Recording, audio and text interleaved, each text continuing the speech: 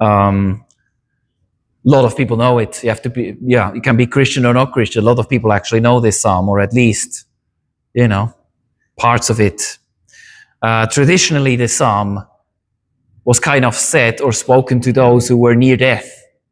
That's the traditional thing. It was seen as that. However, I don't think that is all the application or the proper application of it, because this psalm really speaks to anyone who suffers difficulties in life, not just those near death. Most likely when David was in this situation, when he writes this psalm, he was in danger, but it wasn't the end of his life.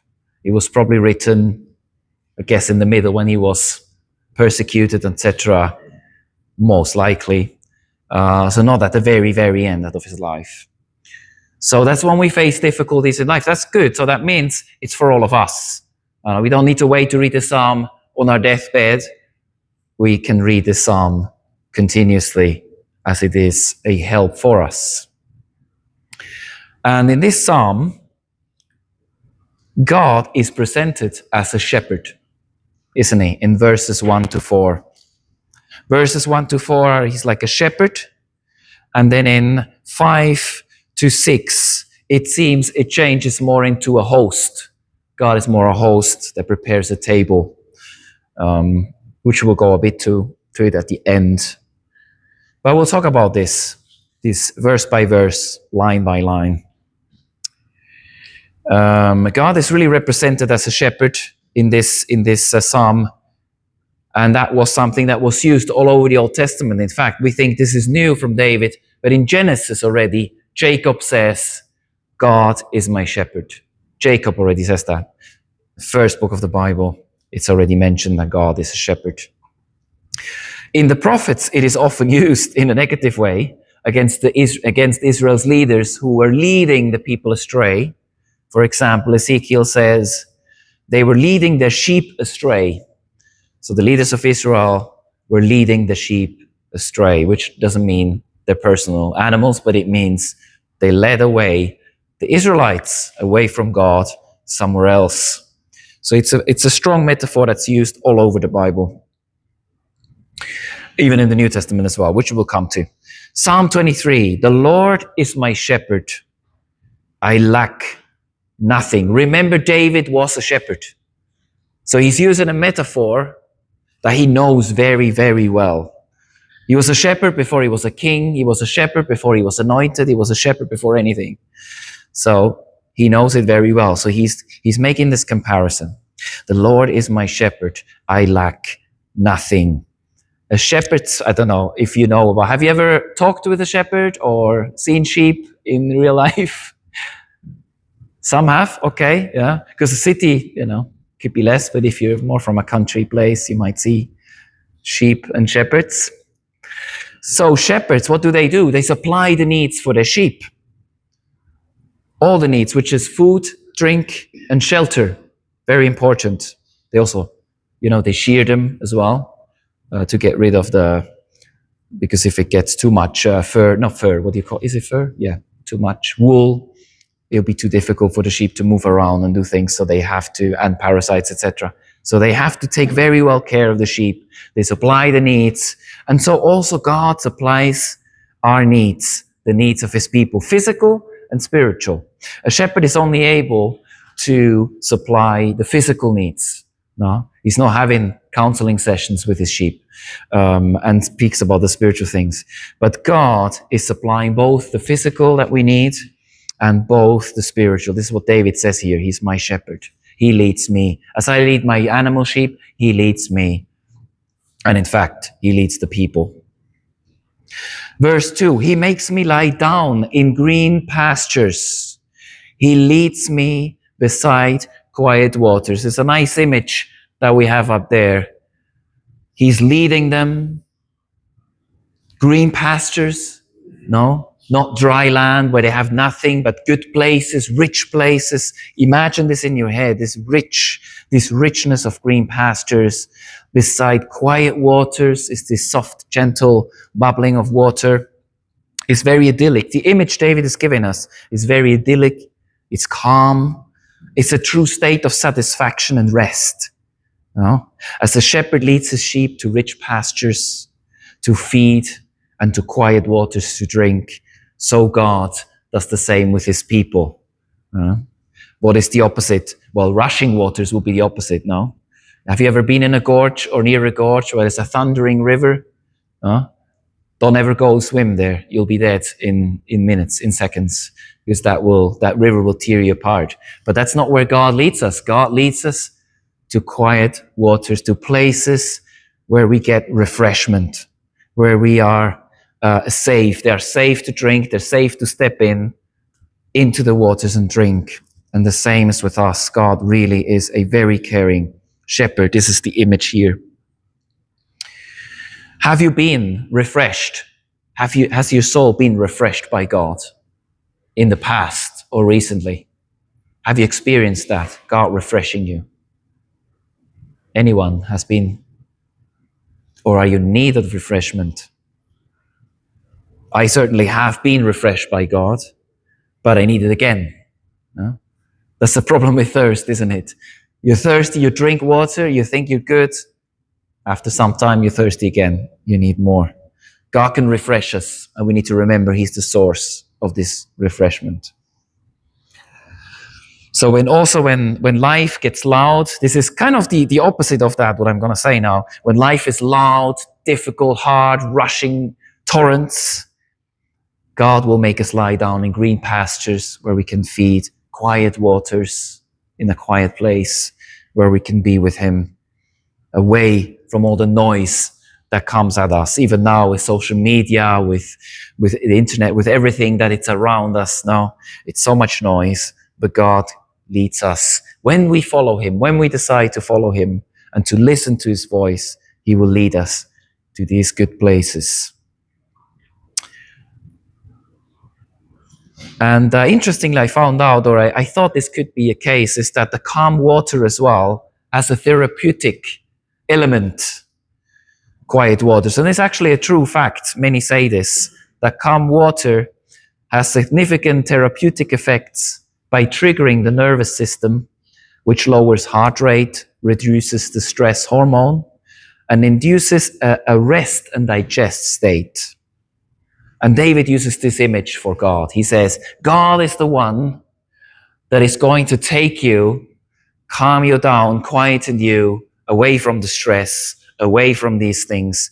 That is part of His nature. If we follow Him, if we listen to His voice, He will lead us and guide us. It's a very comforting image. It's a very nice image. And in 3, He refreshes my soul.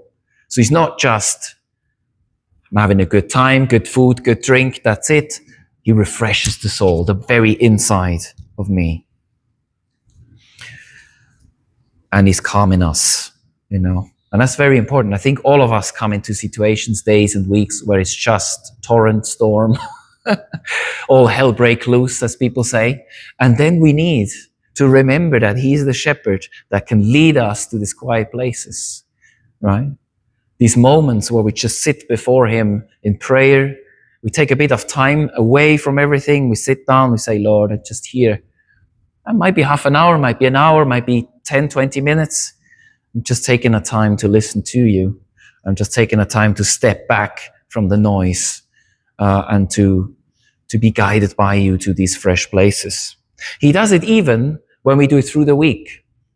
When sometimes we have a lot of things and we're rushing, but even then, God sometimes gives us the grace of these restful places. He supplies us what we need. He gives us rest. I say it again. And Psalm 46:10, another psalm, says, be still and know that I am God. Be still and know that I am God. There is a challenge to us to stop the noise, to mute the world, to say, okay, tomorrow again, but today I'll just calm down. I'll come before the Lord and I will just be still and know that He is God. And that means know that He's in charge of things. He's the shepherd. He's good. He's loving. He's kind. He's gentle, etc. That's a good thing to know. When the world is raging, remember, He is a place of rest. He's the true Sabbath. Jesus is the true Sabbath. God is the true Sabbath, where we truly rest and have communion with him. And then we come to the next one. He guides me in paths. After he restores my soul, and then he guides me in paths of righteousness for his name's sake. The purpose is his. It's not that the sheep tell the shepherd, okay, today we're going to do this. Here's my schedule. Imagine a sheep. I don't know, my imagination is a bit crazy, but imagine a sheep with a list telling the shepherd where to go. That's not how it is. The shepherd is the leader. The shepherd is the boss. The shepherd is the one that guides. And what does he guide? Where does he guide us? Into disaster? No, here it says, he guides me along the right paths for his name's sake. Proverbs, as we've been reading as well, I think last year, right? Proverbs is telling us there are two possible paths. One that leads to life, and one is the crooked path that leads to death. So one to life, one to death. If we rely on God the shepherd, he will lead us along the right path. Have you ever been, this is a question to you now, you can answer. Have you been ever lost in a place, geographically? Have you been ever lost somewhere? Yes? Oh, just a few. Wow, the others use Google Maps very well. Back in the day when there wasn't Google Maps, nobody got lost? No? In the market. So, if you've gotten lost, and we all got lost at some point, I guess, maybe not everybody, but some, right? How did you get back? Because you're now here, no longer lost. So you're no longer there, you're not lost now. So how did you get back? Ask for direction? Sorry, two at the same time? Map and the compass, asking for guidance. Sorry? Okay. Right, okay. So guidance, the map is a guidance as well, compass is a guidance as well, all these things. So looking for guidance, yes. Anyone has come back in any other way? No? Google Maps, yeah. That's the digital version of maps, yes. Retrace your steps. Okay, so I was here and then I went that way. I tried it in France once. I was in France and I thought that was before Google Maps, okay? Or I didn't have a phone, I don't remember what it was, but it was quite a long time ago. And I was lost. It's the city of Dijon where they make the mustard. I was lost. So I went around and I tried to retract my steps, but I went around for an hour or more and I ended up in front of the same gate that I started off. That's like, I thought, I'm in a film. This is impossible. It's like some Bugs Bunny kind of film or what, because I'm now right in the same place. And then I started praying because I need to go to this place. I was there for 2 weeks to learn the language, whatever, for school, for university, whatever. And I was completely lost and said, Lord, help me. Where do I need to go? I have no map, nothing. My French was terrible, even though I tried to learn it. What am I going to do? And I prayed and I walked a bit further and then I saw a bus. And a guy I knew from the school, and it's like 10 people, right, that came with me to study there, 10 people only, around 10, 12, was sitting in that very bus. And I just followed the bus. And that's how it got, is asking God, is getting guidance. So if we come back to this, he guides me along the right path for his name's sake. When you have been lost and you get back, it's this feeling of relief. There's this feeling of torment when you are disasters, like panic almost. How am I going to get back? And it's this feeling of relief when you're guided back. So it's so important that we follow God's guidance along the right path because he will get us to the right place. The shepherd knows all the paths. If you know the shepherds, they know all the paths. They know where the best grass is, where they can go, at what time in the season and the year. They know where to go, how they can get there, what paths to avoid. There's maybe some areas where they have holes that the sheep fall into. So it's like, okay, we're going to avoid this. We're going to go that way. God knows this. He knows the passages and we should follow him. Sheep, by the way, are quite stupid animals, to be honest. They're not the most clever of all, right? So it's interesting that we are often in the Bible, we're also compared to this, and we sometimes can see this in our own lives, that we're not always doing what we should be doing, and a bit silly or repeating the same things again and again. that we should be doing. They need guidance. So the sheep need guidance, but we need God. We need his guidance. Now, we think we're clever human beings. Yeah, we're cleverer than sheep, that's for sure. But still, we need God's guidance. Nevertheless, though, all of this sounds very nice and idyllic and good. But now comes one that seems a bit different from that. It says, even though I walk through the valley of the shadow of death, or I think in this version it was different, just slightly different. But even though I walk through the valley of the shadow of death, I will fear no evil, for you are with me. We need to unpack this a bit. It says in another version, even though I walk through the darkest valley, same thing, not a good thing. Doesn't sound very positive. We are not denying that there's no trouble. No. It's not a unicorn, popcorn kind of, fluffy cotton candy kind of walk to live as a Christian or a human being. So the Bible's not denying that. Saying this, God is leading us in a great way, in a good way, but there are times where we go through dark, not in fact dark, but the darkest of valleys. So God is not belittling us for what we're going through as well. He's saying sometimes you will go through tough things. But important is what the psalmist says here, I will fear no evil. I go through the darkest valley where all kinds of evils linger, where all kinds of evils are, in fact, yet I will fear no evil. And what is the reason? Why do I not fear evil, although I'm in the worst place possible? Because God is with us, for you are with me. So the shepherd knows, he goes to a certain place, but he knows what to expect and he will protect his sheep. So where is he? Right next to us. He's not sending us down. Sometimes you have the feeling, I often have the feeling, when you're really in a dark place, you feel like God is sending you through the valley. He's like, okay, I'm going to wait here, going to send you in. I'm going to wait on the other side of the valley to receive you. That's not how it is. He goes with us through this valley. He's right beside us, if we see it or not. Often it's hard to see it in those times.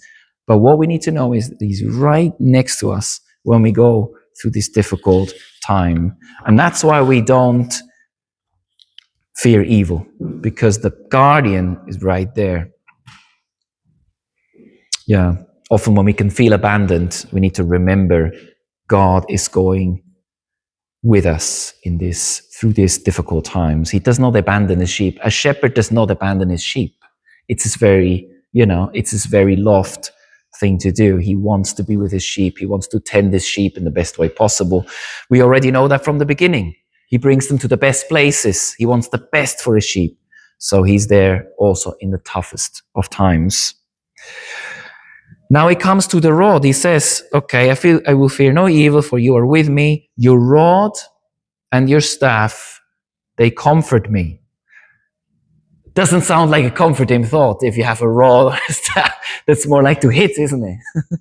To hit, it's hard, it's not a pillow. So it doesn't sound very comforting. So what does David mean? What is that rod used for? Defense. Yeah? Defense for the enemies, the wolves, the lions, the bears, whatever comes at them, no? That is what the rod and the staff are for. And as well, sometimes when a sheep goes a bit off path, he can use it as kind of a barrier and to push them back in. But he will hit the enemies that will come, the wolves that will try to take and devour the sheep. And that we do. And it's interesting because oftentimes, I think this happened in Switzerland quite a few times, that a wolf makes his way somehow, because the wolves are quite killed off in many ways. Yeah. But it sometimes happens that a wolf sneaks into Switzerland somewhere from a mountainous area, comes in, and everybody rejoices. No, they're like, yeah, we have a wolf, they're almost extinct, we need to take care of nature, etc. The wolf is there for a few days, a week or so, and then disappears, and suddenly is dead. And the ones who mostly do it is the shepherds, the farmers, because the wolf tears animals, and the shepherds or the farmers are very fierce in defending their flocks. Very fierce.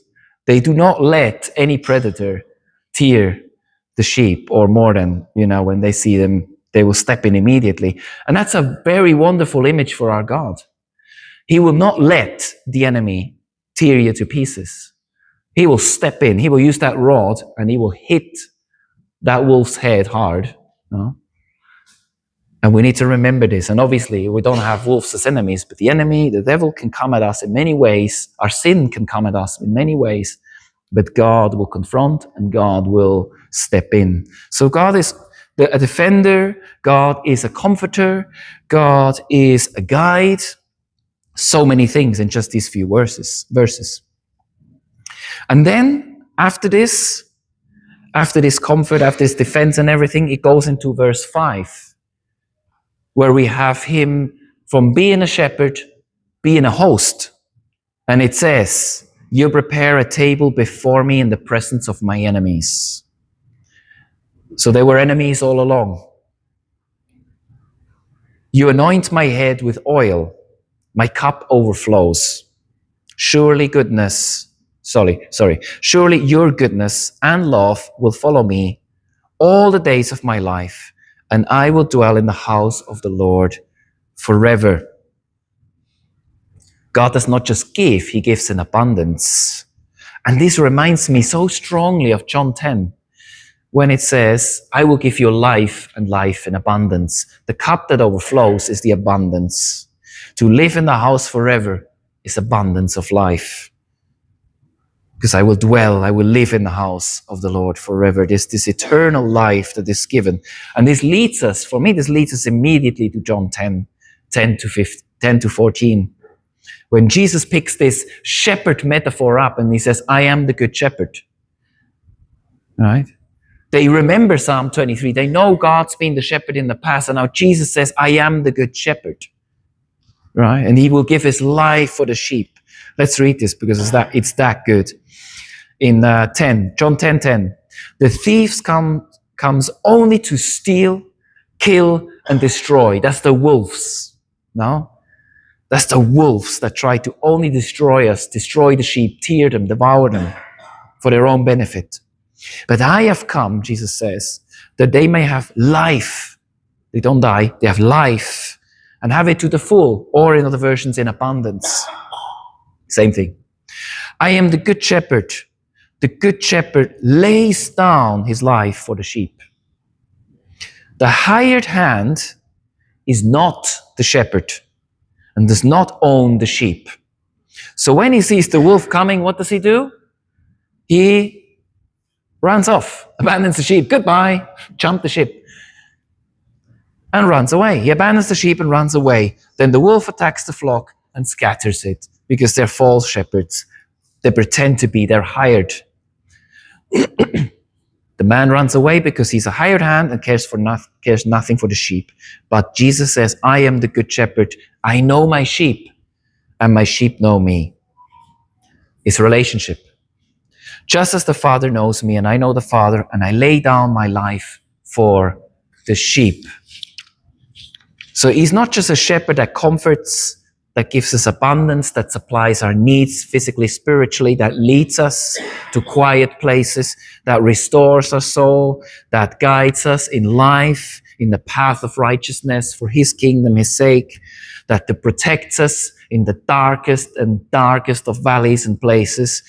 We don't have to be afraid because he is right there. He's present. He's preparing a table before us in the presence of our enemies. So they will look at us and say, what's going on? But God gives us a cup overflowing. He anoints us. He gives us goodness. Do you want more? There's so much in there. There's 1,000 things he's given us. All the days of my life, and I will dwell in the house of the Lord forever. All the days of my life, that's my mortal life. And then forever in eternity, I will live in the house of God. And in John, it says, he's given his life for us. This is a shepherd that is like none of the others. This is a God that surpasses everybody else in greatness. Beyond. Far and beyond. So it would be almost a foolishness not to give in to this God. It's actually a foolishness not to give in to such a loving God, to such a comforting, good shepherd. He's a good shepherd who lays his life down for the sheep. That's how committed this shepherd is. Question, however, is how interested or committed are you to this shepherd? Will you say yes to him now until the end of your life and forever? Or do you just weigh it as another option, another nice event on the side? Remember, he is the shepherd who has come to save us. All other ones are hired hands, come for their own benefit and don't mean well and let you be thrown in front of the wolves. But he is the good shepherd.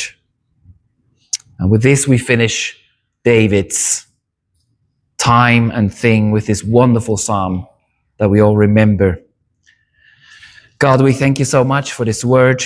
Lord, I want to pray that as we remember this psalm and we read it and reread it, God, that you give us the depth of the wealth that is in this psalm and help us to live through it and to live it and to gain it, Lord, that we understand what it means when you walk with us through the darkest of valleys, that you are a defender of your people, that you are a comforter like none other, God, that you are giving us things in abundance. You help us when we are in need, and you are committed to death for us and beyond the grave. We thank you for this, and we pray for the revelation of this psalm upon our lives, that we don't just pass it as we pass things in our life, but that we stop, think, and take this deeply in, Lord. In Jesus' name, amen. Amen.